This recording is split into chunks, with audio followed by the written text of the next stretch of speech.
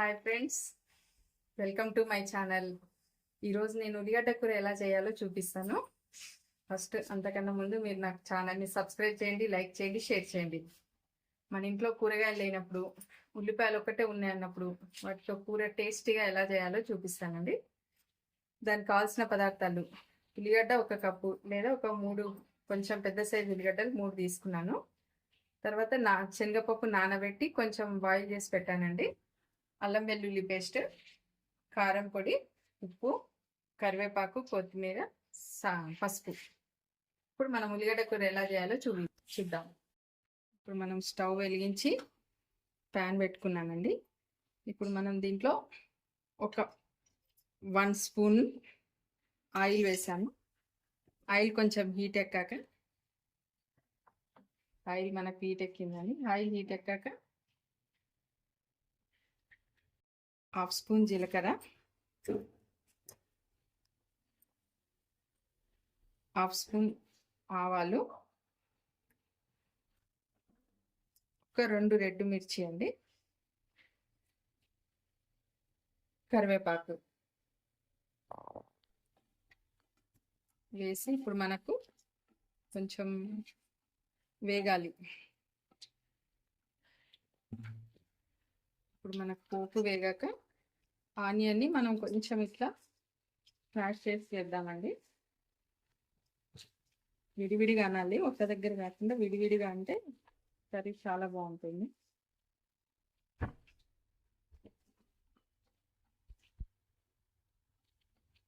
Onion బాగా వేగిపోవాలండి. ఇప్పుడు ఇది కొంచెం మనకు కలర్ మారి వేగుతున్నప్పుడు అల్లం వెల్లుల్లి పేస్ట్ వేయాలి.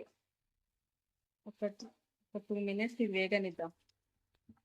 ఇప్పుడు మనకు కొంచెం కలర్ మారిందండి ఆనియన్. ఇప్పుడు మనం దీంట్లో కొంచెం పసుపు,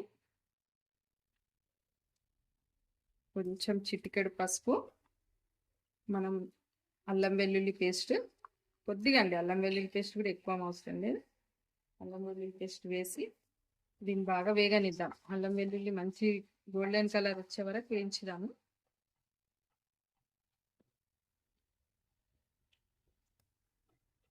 ఇలా ఒక 2 నిమిషాలు వేగనిద్దాం దీన్ని. ఇప్పుడు మనకు అల్లం వెల్లుల్లి మంచి వేగి మంచి స్మెల్ వస్తుంది. కొంచెం గోల్డెన్ కలర్లో చేంజ్ అవుతుందండి అల్లం వెల్లుల్లి పేస్ట్. వేగకుండా వేస్తే మళ్ళీ పచ్చి స్మెల్ వస్తుంది. మంచి వేగాక, అల్లం వెల్లుల్లి వేగాక వేస్తే ఏ కర్రీలోనైనా టేస్ట్ వస్తుందండి అల్లం వెల్లుల్లి బాగా వేగినప్పుడు. ఇప్పుడు మనం దీంట్లో హాఫ్ బాయిల్ చేసి పెట్టుకున్న శనగపప్పు నానబెట్టుకొని హాఫ్ బాయిల్ చేసి ఉంచుకోవాలి. శనగపప్పు, సాల్ట్, తగినంత సాల్ట్,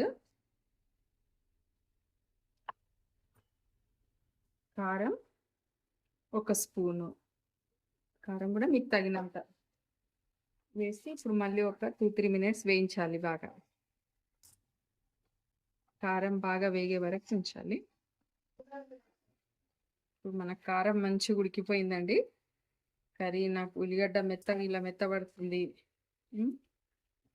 ఇట్లా మంచి కలర్ వస్తుంది, మంచి స్మెల్ కూడా వస్తుందండి. మనకి టేస్ట్ కూడా చాలా బాగుంటుంది. ఉల్లిగడ్డ కూర ఇంత సింపుల్గానా అని అనిపిస్తుండొచ్చు, కానీ సింపుల్గా చేసిన టేస్ట్ చాలా బాగుంటుంది. ఎప్పుడైనా కూరగాయలు లేనప్పుడు మీరు ట్రై చేసి చూడండి.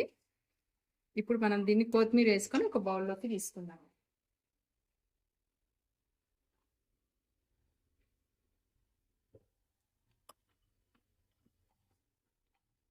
ఓకే అండి, ఉల్లిగడ్డ కూర రెడీ అయిపోయింది. ఇప్పుడు దీన్ని మనం బౌల్లోకి తీసేసుకుందాము. రండి, మనం దీన్ని ఒక చిన్న బౌల్లోకి తీసేసుకుందాము. స్మెల్ మాత్రం చాలా బాగా వస్తుందండి, ట్రై చేసి చూడండి ఫ్రెండ్స్. ఉల్లిగడ్డ కూర రెడీ అయిపోయింది, చాలా టేస్ట్గా ఉంటుంది. మీరు ఒక్కసారి ట్రై చేయండి, సింపులే కానీ చాలా బాగుంటుంది. మీరు ట్రై చేయండి, కామెంట్ పెట్టండి. Thank you friends.